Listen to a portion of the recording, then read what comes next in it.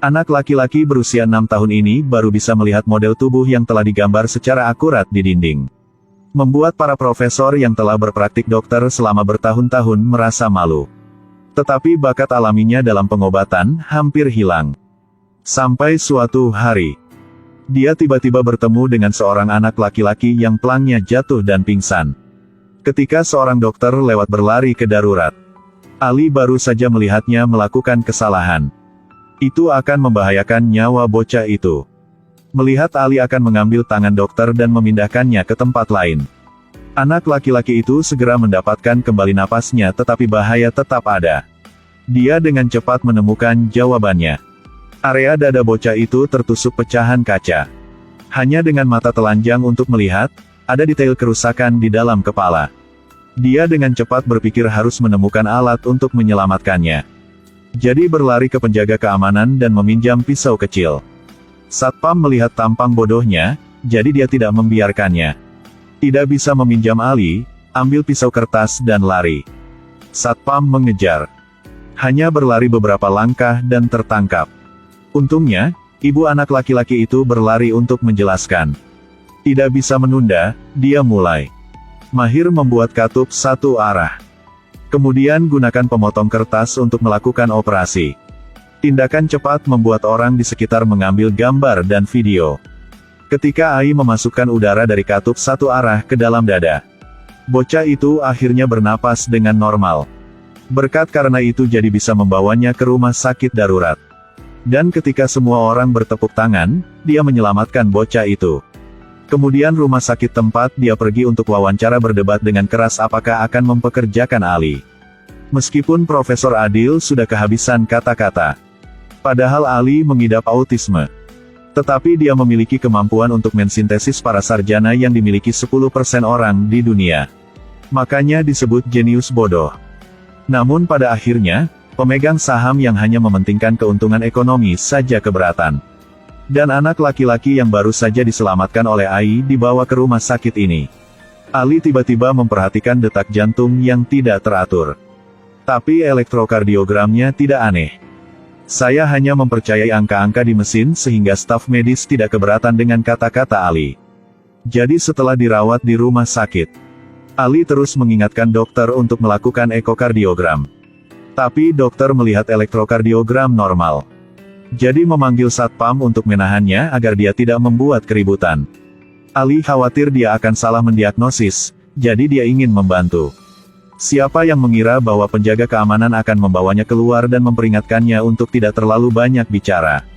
Ketika Ali tidak tahu harus berbuat apa. Itu adalah pisau mainan kayu yang memberinya kepercayaan diri. Harap diingat baik-baik. Tidak peduli apa yang orang lain katakan, percayalah pada diri sendiri. Kamu yang paling pintar. Kamu akan menjadi dokter terbaik, sudah tahu. Saat ini, sekelompok wartawan bergegas ke rumah sakit. Ali menggunakan waktu itu untuk menyusup. Dan sekarang operasi sedang berlangsung. Dr. Ferman menemukan katup satu arah yang diciptakan Ali. Kagum bahwa tidak ada mesin tambahan yang dapat secara akurat mendiagnosis situasi penyakit. Dia ingin tahu siapa orang itu. Tapi tidak ada seorang pun di rumah sakit yang tahu.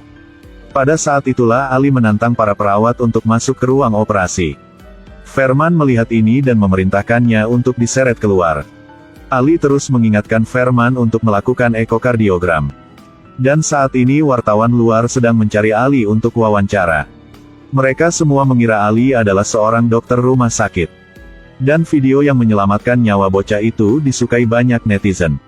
Presiden rumah sakit setelah mengetahuinya, berpikir ini adalah kesempatan yang baik bagi rumah sakit untuk meningkatkan reputasinya.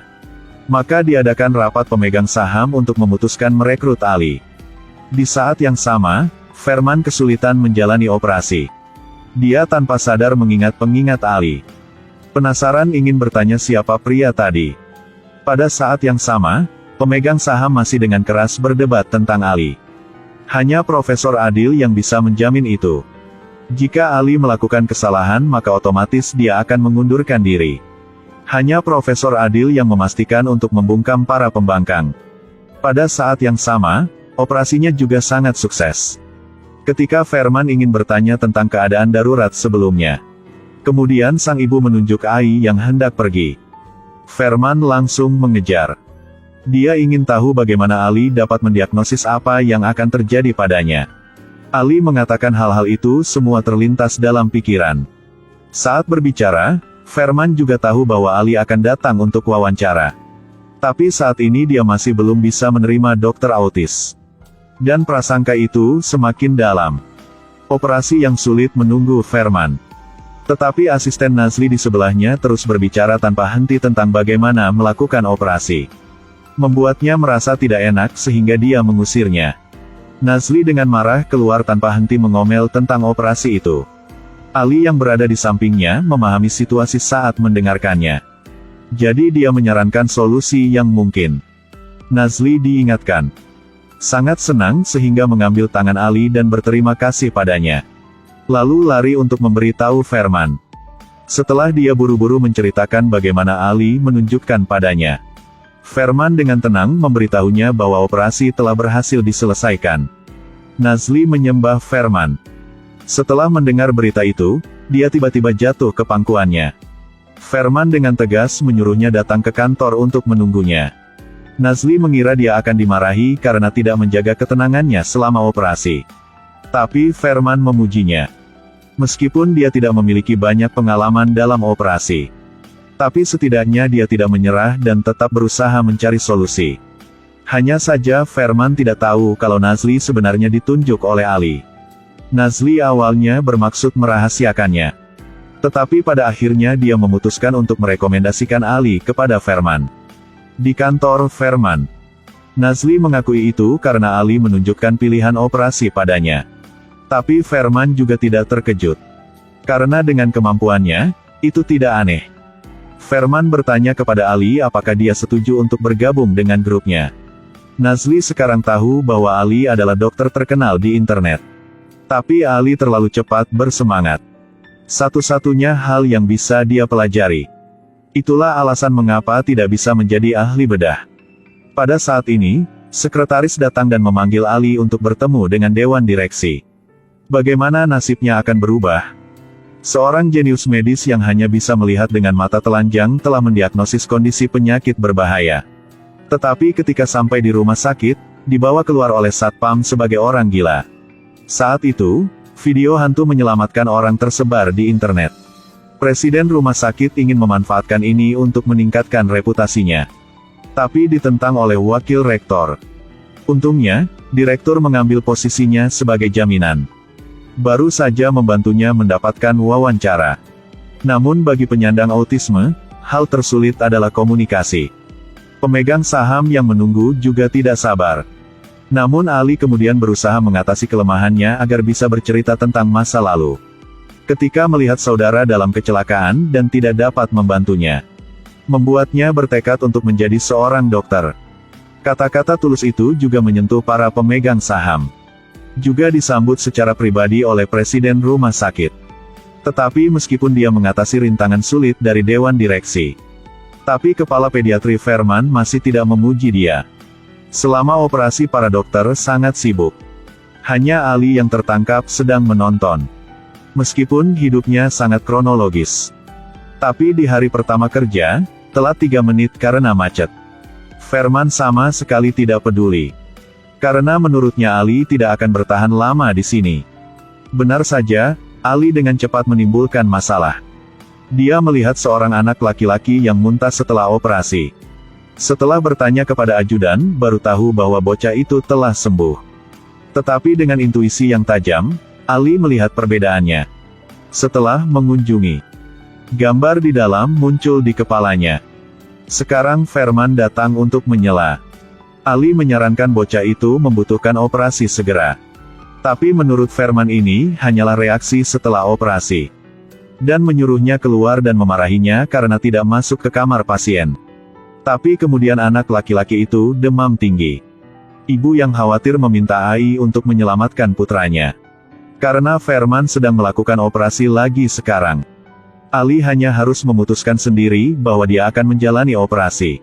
Tapi setelah dia selesai mempersiapkan, Hendak menurunkan pisaunya ketika Ferman menghentikan.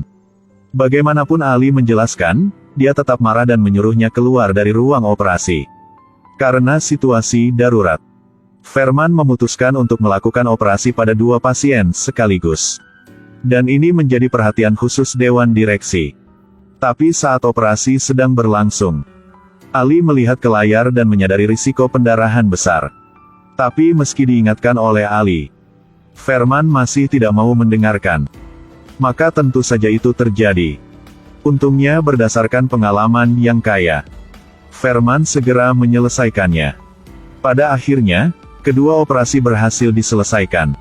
Tapi Ali tidak bisa menghindari dimarahi oleh Ferman. Karena kebencian, Ali diatur untuk merawat penyakit ringan. Tetapi Tai masih mendeteksi masalah pada penyakit umum. Satu gadis dengan sakit perut pergi ke rumah sakit untuk pemeriksaan. Sang ayah mengira anak ingin bolos sekolah, jadi dia berbohong. Karena untuk menghemat uang dia menyuruh Ali untuk tidak melihatnya. Ali setuju di permukaan sekalipun. Tapi dia diam-diam membantunya memeriksa darahnya. Ferman, setelah mengetahuinya, mengira Ali tidak ada obatnya. Hanya bisa melindungi Gunes dan mengawasi Ali. Menyuruhnya untuk mengikuti pengaturan Gunes di masa depan. Dan pengaturan yang tidak masuk akal itu merugikan Ali. Dia bertemu dengan seorang pasien yang datang ke dokter karena gatal. Tapi Gunes memberi isyarat kepada Ali untuk tidak melakukan tes darah. Tidak mungkin Ali bisa mengatakan dia tidak sakit. Tetapi hal itu menyebabkan Presiden Rumah Sakit Bliss datang dan berbicara dengan Profesor Adil. Dia masih memiliki keyakinan pada Ali. Ali tidak akan membuat kesalahan selamanya, Anda akan lihat. Tapi begitu dia selesai berbicara, sekretaris mengatakan bahwa ada pasien yang ingin melaporkan Ali. Membuat kata-kata yang diucapkan seperti tamparan di wajah Profesor Adil. Membuatnya kehilangan muka. Tapi saya tidak percaya Ali akan membuat kesalahan mendasar seperti itu. Pergi ke pasien lain untuk meminta klarifikasi. Setelah meneliti, Profesor Adil pun mendiagnosa dirinya tidak mengidap penyakit. Itu juga mendorong Ali untuk mempercayai penilaiannya. Dan memang firasat Ali tidak salah. Gadis kecil yang diam-diam melakukan tes darah dengan hasil yang tidak normal. Jadi Ali naik taksi ke rumah gadis itu di malam hari. Dia dengan tidak sabar menggedor pintu. Tapi ayahnya tidak tahu mengapa dia lari ke rumah di tengah malam. Melihat dia berbicara seperti orang normal, dia menganggap Ali orang gila dan mengusirnya. Tapi Ali tidak menyerah semudah itu. Tindakan keras kepala Ali membuatnya marah. Dia mencengkeram kera Ali dan menyuruhnya keluar. Untungnya, sang istri berlari keluar untuk berhenti. Tapi dia tetap tidak menghiraukannya dan menelepon rumah sakit untuk melaporkan Ali. Katanya kalau rumah sakit tidak menangani, akan laporkan ke polisi. Setelah mengetahui tentang Bliss, dia bergegas mencari Profesor Adil. Tapi dia bahkan tidak bisa memanggil Ali dan dia panik. Dan sekarang sang istri tidak mengerti. Kalaupun mengetahui penyakit anak dia, kenapa tidak menunggu sampai besok pagi? Tapi Ali bilang nyawa manusia itu penting. Mungkin tidak akan berhasil melewati malam ini. Kata-kata itu membuat sang istri khawatir. Setelah kembali ke kamar, menemukan bahwa putri sudah dalam keadaan koma. Suami sekarang tahu keseriusan. Ali buru-buru menggendong gadis kecil itu dan berlari ke rumah sakit. Dan sekarang Profesor Adil tidak bisa memanggil Ali. Bliss hanya perlu mengirim seseorang untuk menanganinya. Ini berarti tidak ada kesempatan lagi bagi Ali. Dan Profesor Adil tidak dapat memahami alasannya. Mungkinkah aku melihat orang yang salah? Tapi sekarang dia merasa berhutang budi pada Ali. Menyalahkan diri sendiri karena tidak mengejar karir di bidang kedokteran. Pada saat yang sama, dia juga secara aktif mengatakan bahwa dia akan memenuhi janjinya untuk mengundurkan diri. Sekarang dalam perjalanan ke rumah sakit, fungsi organnya gagal. Orang tuanya hancur. Untungnya, Ali mencoba melakukan resusitasi untuknya. Ketika Ali dan dia berlari ke ruang gawat darurat, membuat para perawat yang bertugas juga tercengang.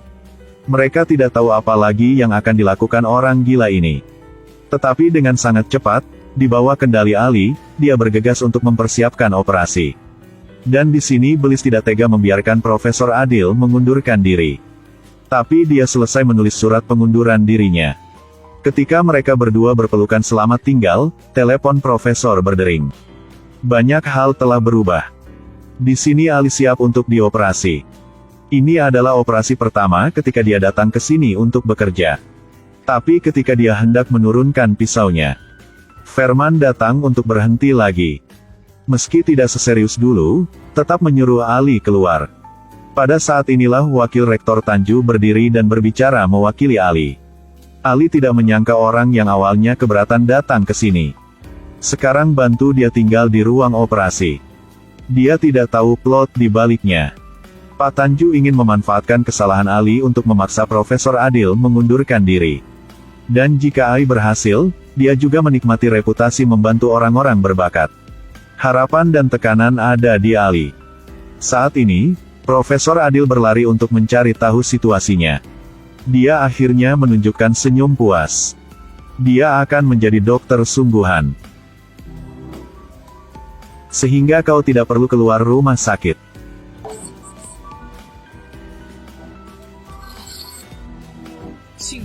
Untungnya, Ali menemukan penyakit itu tepat waktu.